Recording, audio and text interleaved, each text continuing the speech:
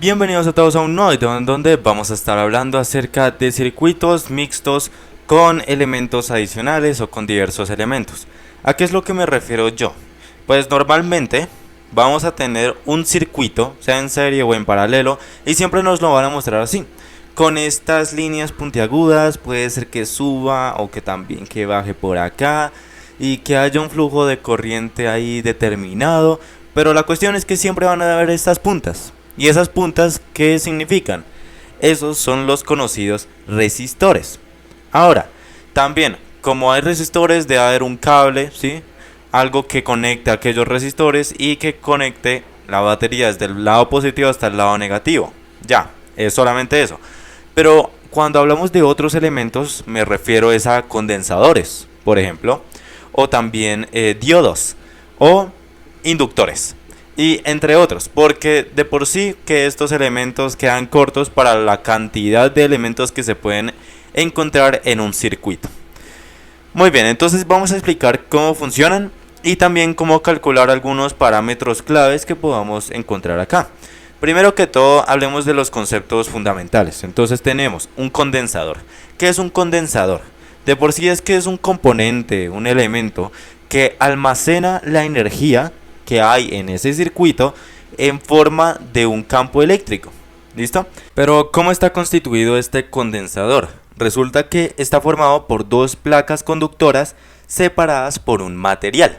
Y este material se llama material dieléctrico. Ya ahorita les hago el esquema de cómo se vería el condensador. Son estas dos placas paralelas y así se reflejan en un circuito. Pero es que la cuestión es que acá, entre estas dos placas conductoras, hay un material dieléctrico que lo que causa es que se separen aquellas cargas. No se pueda transitar de un lado a otro. Ahora vamos a ver tres variables: la carga, Q, el voltaje, V, y la capacitancia, C. Entonces, la carga va a tener la unidad de Coulomb, la capacitancia va a tener la unidad de Faradio y el voltaje el del voltio. Entonces, carga es igual a capacitancia por voltaje. Bien, hay también un concepto que son los tipos de corriente. Tenemos una corriente directa o corriente continua, o hay una corriente alterna. ¿Qué sucede? Los condensadores bloquean una y habilitan otra. Entonces bloquean la directa, pero permiten el paso de la alterna, dependiendo ahí sí de la frecuencia que tenga. Pero en la mayoría de los casos sí permite la corriente alterna o la AC. Ahora, el diodo. ¿Qué sucede con el diodo? Este es otro componente, otro elemento que permiten un paso de corriente eléctrica, pero en solamente una dirección. Y nos permiten decir a cuál dirección. Si a la izquierda, si a la derecha, si arriba o hacia abajo. Básicamente tiene dos terminales, tiene un ánodo y tiene un cátodo, ¿sí? La cuestión es que el diodo siempre va a poseer esta propiedad. Es una propiedad intrínseca. Y es que tiene una caída de voltaje. Ya ahorita les explico. Entonces acá tenemos el esquema. El diodo es ese triangulito que va hacia una dirección y además tiene una línea que es tangente a ese triángulo. Básicamente, hacia donde vaya el triángulo va la corriente eléctrica. Y hacia donde vaya el palo es donde no va la corriente eléctrica. La mayoría de diodos, o bueno, no la mayoría, sino el más común es el de silicio y posee una caída de voltaje típica, que cuando conduce corriente de aproximadamente 0,7 voltios. ¿Listo? Eso para los diodos de silicio, que es como lo común. Ahora, vamos a ver, ahora sí, cómo sería un circuito mixto utilizando resistores, condensador y diodo. Además de pues una fuente de voltaje, una fuente de energía. Entonces acá vamos a empezar, vamos a conectarlo en serie con un diodo, ¿cierto? Pero ¿qué sucede? El condensador va a estar en paralelo con el resistor. La cuestión es que el condensador y el resistor van a estar en serie con el diodo y con la fuente de energía. Y luego regresa, ahí sí, el circuito. El flujo de corriente va a ser el siguiente, luego se regresa a la fuente de energía. Ya sabemos que no puede irse hacia la izquierda, porque ahí está un diodo. Ahora, necesitamos colocarle los valores. La fuente de energía va a ser de 10 voltios. El resistor, digamos que es de unos 1 kilo ohmio. Digamos que es un resistor bastante grande. Luego tenemos un condensador. de 10 microfaradios. Ese sí es chiquito. Y luego tenemos un diodo de silicio. Bien, ya conocemos cómo sería la caída de voltaje típica de pues, los diodos de silicio. Ahora, tenemos que preguntarnos unas cositas, y es que cómo funciona este circuito que pues acabé de dibujar con el diodo, del condensador y el resistor. Primero, cuando se enciende la fuente, ¿qué es lo que sucede? ¿Qué empieza a transitar aparte de pues carga eléctrica? Entonces, el condensador comienza a cargarse a través del resistor y el diodo, que el diodo permite la carga eléctrica, el paso para allá para el condensador. Listo. Cuando el condensador se carga por completo, porque esa es la función del condensador, almacenar aquella carga eléctrica, la corriente, pues, ¿qué le sucede? Ya no va a necesitar ir hacia el condensador, por lo tanto, la corriente a través de todo el circuito disminuye. Y además, el voltaje en el condensador sería igual a la fuente, 10 voltios, menos la caída de voltaje del diodo, que es de 0,7 voltios. Se hace aquel delta, aquella diferencia. Ahora, tercer paso, si se desconecta la fuente, ¿qué sucede? Entonces, el condensador se va a ir descargando por decaimiento exponencial a través del resistor. ¿Listo? Ya ahorita vamos a ver cómo sería ese decaimiento exponencial en el voltaje. Ahora, ya tenemos el cómo funciona aquel circuito. Ahora es cómo calculamos todo lo que tiene que ver con las diferentes variables. Entonces, primero que todo, el tiempo de carga del condensador. ¿Cómo sería? Entonces, el tiempo de carga depende de una constante de tiempo del circuito. Es esta misma. Ahora, esa constante es el producto de la resistencia por la capacitancia. Entonces, la constante de tiempo, o en griego, tau, ¿listo? Así es como se llama, tau, sería igual a ese producto. ¿Qué es lo que podríamos hacer? Vamos a sustituir los valores.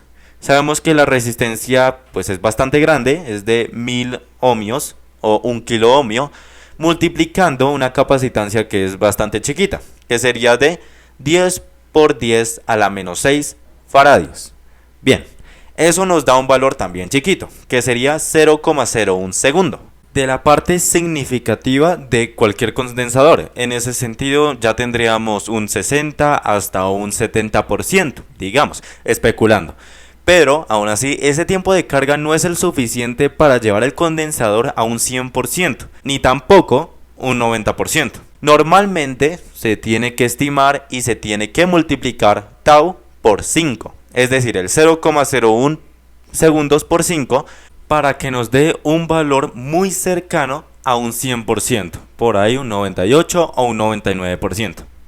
Eso es como una regla general, pero por el momento solamente necesitamos el tiempo de carga o pues de descarga de la parte significativa del voltaje en el condensador. Ahora continuemos con la corriente inicial que transita por este circuito. ¿Qué sería? Por la ley de Ohm sabemos que voltaje es igual al producto entre corriente y resistencia. Si despejamos la corriente inicial, pues sería el voltaje sobre la resistencia. Pero no es cualquier voltaje, es el delta del voltaje o la diferencia de voltaje, como ya dije antes. Sería el voltaje de la fuente menos el voltaje del diodo sobre la resistencia, que ya sabemos nos lo provee el resistor de 1 kilo ohm. Ahora, 10 voltios menos 0,7 voltios nos da un resultado de 9,3 voltios. Eso se coloca ahí arriba. ¿Qué sucede? Cuando nosotros hacemos la división entre 1000 ohmios, nos da 0,0093 amperios, o expresado en notación científica como 9,3 miliamperios. Se evidencia que la corriente es muy débil, ya que el resistor, al tener una resistencia tan alta como lo son 1000 ohmios, impide ese paso o ese tránsito de carga eléctrica. Ahora, paso 3. Vamos a ver la descarga por decaimiento exponencial de aquel mismo condensador. Entonces, cuando la fuente, digamos que ya se desconecta, el condensador se va a descargar a través de aquel resistor que ya tenemos en nuestro circuito. El voltaje de aquel condensador durante la descarga va a estar dada por la siguiente fórmula. V en función de T es igual a V inicial, ¿cierto? V de la carga inicial por la base exponencial Euler a la menos tiempo sobre tau. ¿Por qué se necesita esa tau? Porque es la constante de tiempo. Necesitamos encontrar la razón entre el tiempo que nosotros estamos descargando el condensador o en el tiempo que se deja desconectado con respecto a un tiempo de carga. Ahora, como por colocar un ejemplo, que lo dejamos 0,02 segundos desconectado, por lo tanto, ¿qué sucedería con el resto de variables? El voltaje inicial es el voltaje de fuente menos el voltaje de diodo, que sería 9, voltios por Euler a la menos 0,02 sobre 0,01. Es decir, que el voltaje cuando hemos alcanzado la marca de tiempo 0,02 segundos es igual a 9,3 voltios multiplicando un 0,135. Es decir, que el voltaje después de aquella marca de tiempo va a ser de 1,2555 voltios.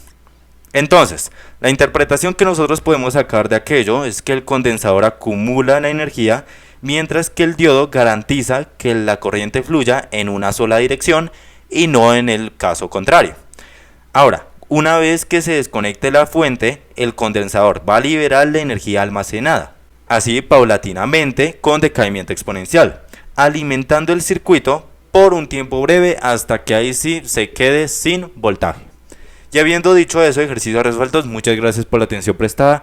Espero este video haya sido de mayor agrado. En comentarios, alguna duda como siempre, hasta la próxima, así que...